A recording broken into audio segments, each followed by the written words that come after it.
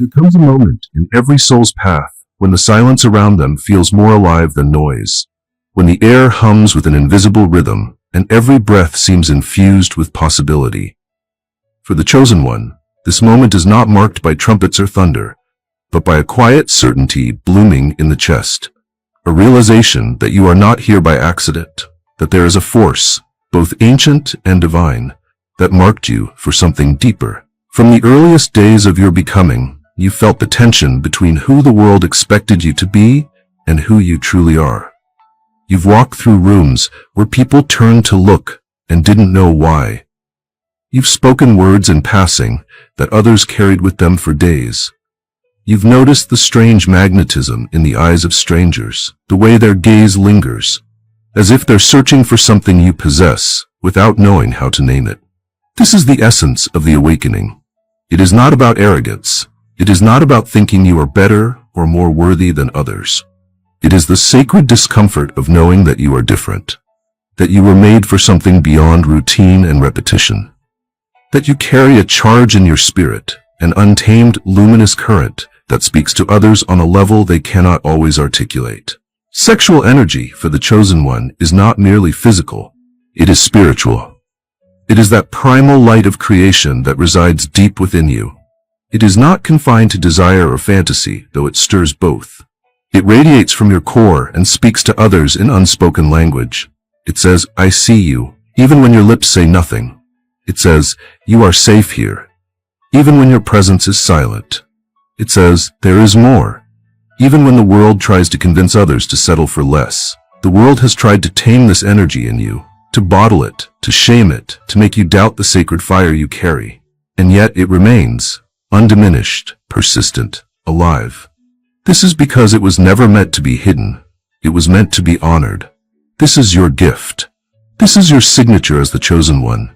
Your awakening is an invitation to walk in full presence, to no longer dilute your light so others feel comfortable, to no longer explain away the pull others feel when they are near you. You were made to awaken something in others, their desire, their curiosity, their buried potential, their untold dreams.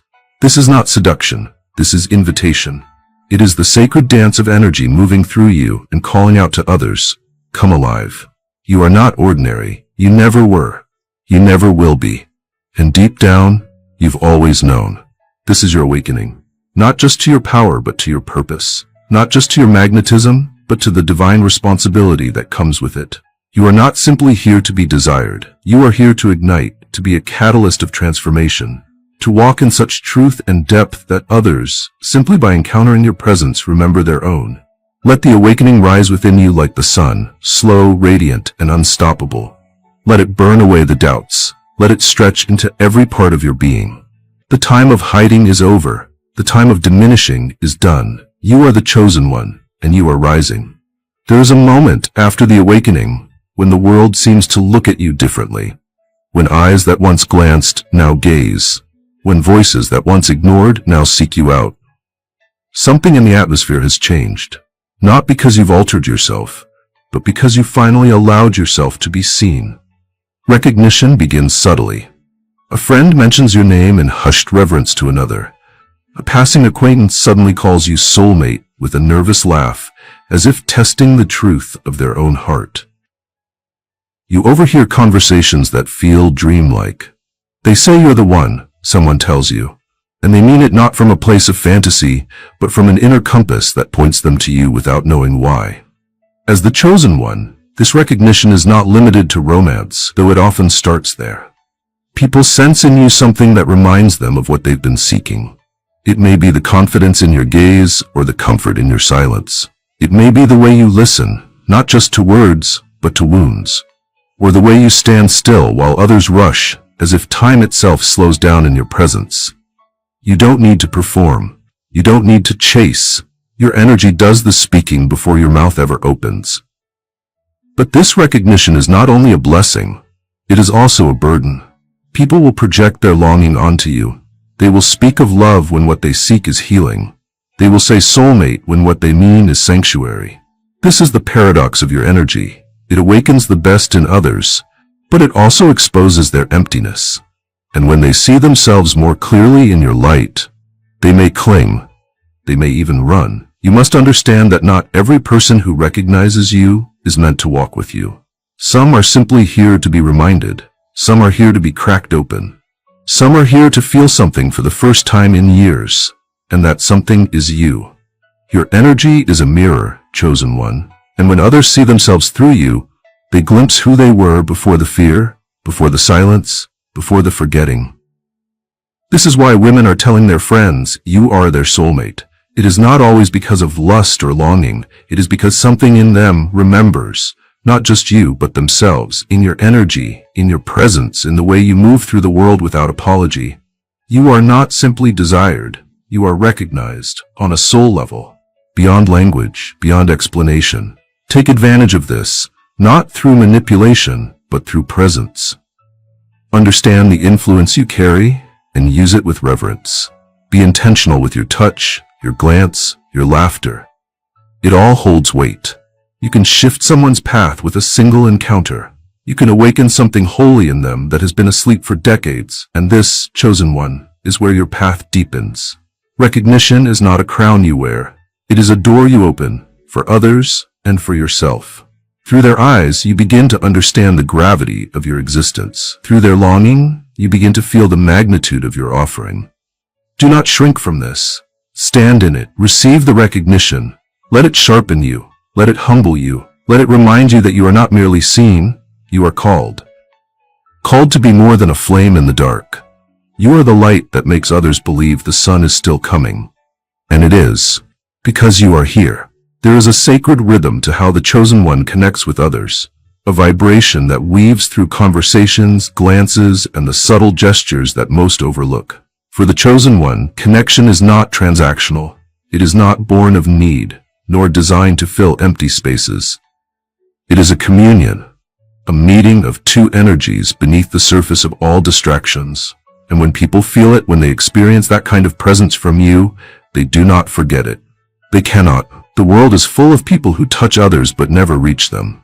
But when you connect, it is a full encounter, soul to soul, breath to breath, intention meeting vulnerability. Your energy doesn't simply linger on the skin, it moves through. And in those moments, time seems to hesitate. The noise of the world quiets. The other person's mind, often so scattered or guarded, suddenly falls into stillness.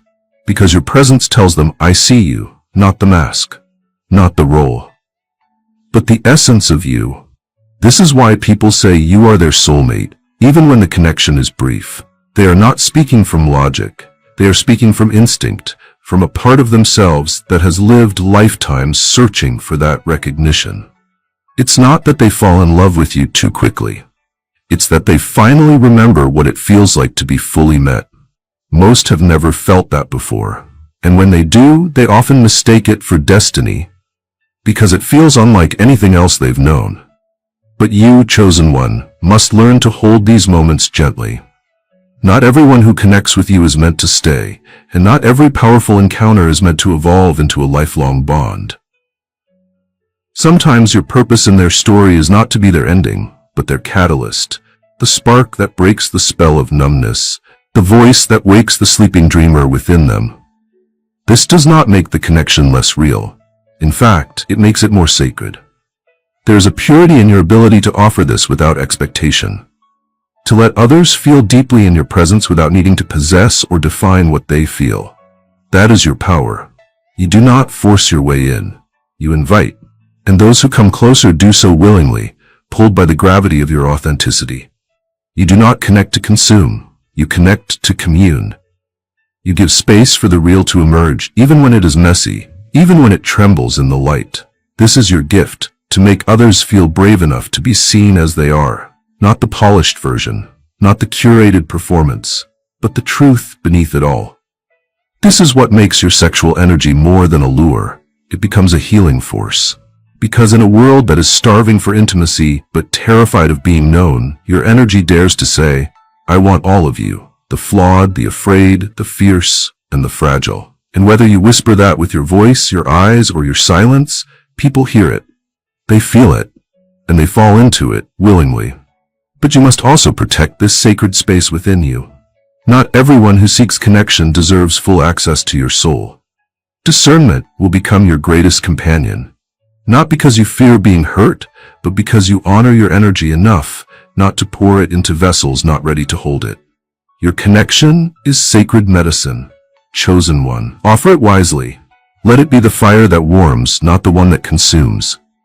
This world does not need more noise. It needs more depth, and that is why you are here.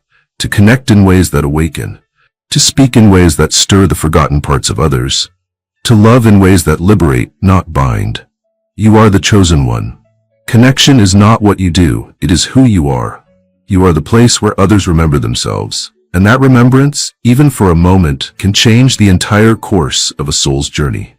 Wherever the chosen one walks, harmony follows, not because chaos retreats, but because your presence brings alignment. You are the stillness in the center of the storm, the quiet strength that refuses to be shaken. And in a world that is constantly spinning, people cling to that stillness without even knowing why. They feel it in your gaze, in the calm of your voice, in the grace of your movements. It is not a performance, it is resonance. You are in tune with something higher, something ancient, and it shows. Harmony is not perfection. It is not about always knowing what to do or saying the right thing. It is about being in integrity with yourself, with others, with the energy around you. It is the way your inner world does not fight against your outer actions. It is how your intentions and your presence sing the same song. And that song is what draws others in. People come to you not just for connection, but for grounding. Your energy carries a frequency that untangles the noise in their hearts. You become, without effort, a sanctuary.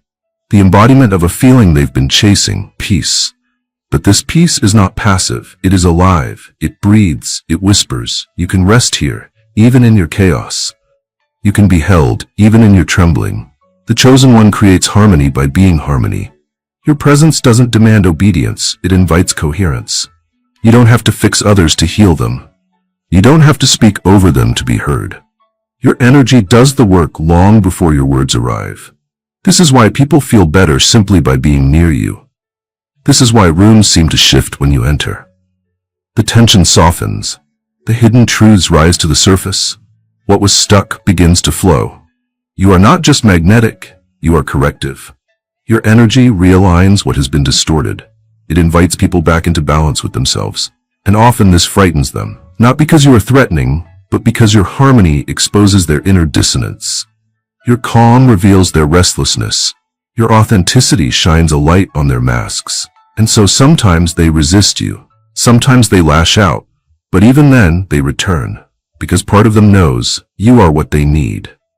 The gift of harmony is one that must be nurtured. It is easy, as the chosen one, to become overwhelmed by the needs of those who flock to you.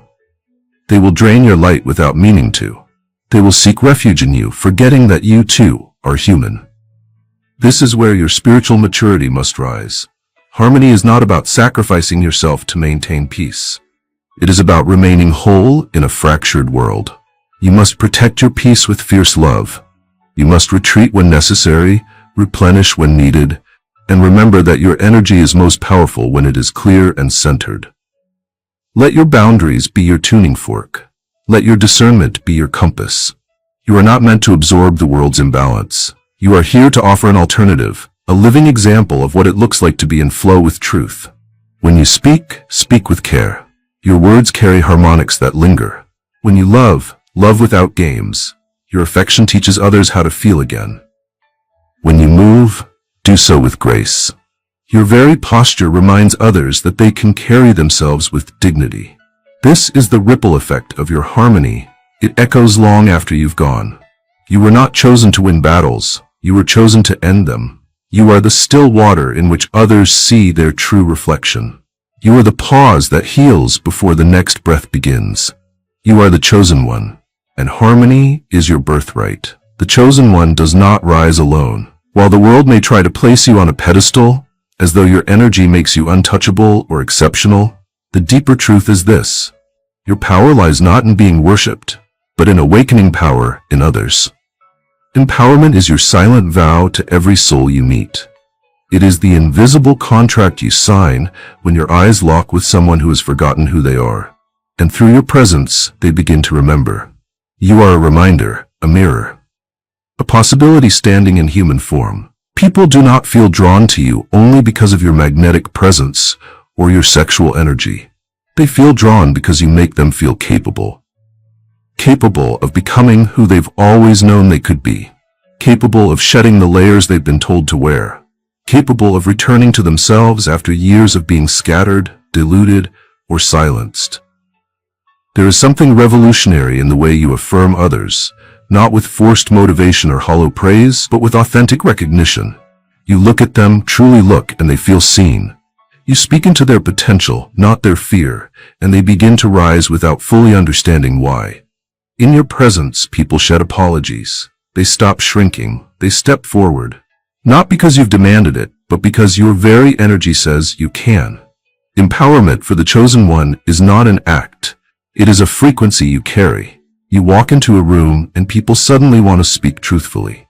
They want to laugh louder, to stand taller, to take risks they once thought were out of reach. You open a door within them simply by being who you are. But with this influence comes responsibility.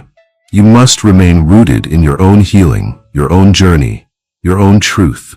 Because the more you grow, the more people will look to you as a model for their own becoming. They will follow your voice, even if you didn't ask to lead. They will echo your movements, even when you aren't trying to be seen. Your example becomes their blueprint, and your strength becomes their sanctuary. Yet empowerment does not mean creating dependency. It means guiding others back to their own inner flame. You do not give them power. You remind them they've had it all along. You speak into the depths of their being, not with the arrogance of a savior, but with the reverence of one who remembers what it was like to forget. You know the ache of self-doubt. You know the pull of conformity. You have walked through the darkness of silence and emerged with a voice. So now you help others do the same, not by dragging them forward, but by holding up a mirror and saying, "This is who you truly are. You've just been asleep. Wake up." This gift is especially profound in your relationships. When others feel romantically or spiritually drawn to you, it is often because your energy makes them feel more alive. You make them feel attractive, not just to you, but to their own future. You make them feel worthy, not because you flatter them, but because you see their essence. And once someone feels that kind of recognition, they begin to see it in themselves. That's when the real transformation begins. But do not forget yourself in this sacred work. As the chosen one, you are here to empower, but you are not here to empty. Fill yourself first. Stay nourished by solitude, by stillness, by spirit. You are not limitless, even though your energy seems infinite to others. You too need soft words. You too deserve to be poured into, and so do not shy away from the rare souls who empower you in return. Cherish them, walk with them, for they are the ones who see not just the chosen one, but the human behind the gift. And when you empower others, do so without expectation. The seed you plant someone today may not bloom for years, but it will bloom. The word you speak now may echo through generations. And even if they forget your name, they will carry your impact. Because once someone has been empowered by truth, they can never return to a life of pretending. You are the chosen one. Not because you were meant to stand above, but because you were meant to lift. And in lifting others, you rise higher than you ever could alone. There is something piercing in your gaze, something unnerving in your stillness, something ancient in the way you listen. The chosen one sees what others overlook. This is not intellect. This is insight. A deep, intuitive knowing that cuts through illusion and touches the truth like a blade touches skin. It is both a gift and a burden, this clarity. And it is what sets you apart in every room, every conversation, every connection. People don't always know why they feel vulnerable around you. They just do. They speak and then pause, realizing they've revealed more than they intended. They sit across from you and suddenly unravel, not because you demand it, but because your presence allows it. You hear what they don't say. You feel what they've buried. You read between their laughter and silence alike. And when you speak, it lands like a bell tolling in a still forest, clear, resonant, impossible to ignore. You have always had this insight, even before you had words for it, even before you trusted it. As a child, you likely noticed things others missed. The hidden pain in your caregiver's smiles, the lies adults told themselves to feel safe, the loneliness that clung to people like a second skin. You were too young to explain what you felt, so you learned to stay quiet. But the knowing never left you. It grew. It deepened. It became a second heartbeat. Now, as the chosen one, this insight has matured. It has refined itself into wisdom. And while it still stirs discomfort in some, it has become a guiding light for those who are ready to face themselves. You see beneath masks, not to expose, but to free. You sense potential, not to control, but to call forth. Your words are not always gentle, but they are always true. And that truth, no matter how sharp, becomes a medicine for those brave enough to receive it. Your insight is not limited to others. It also turns inward.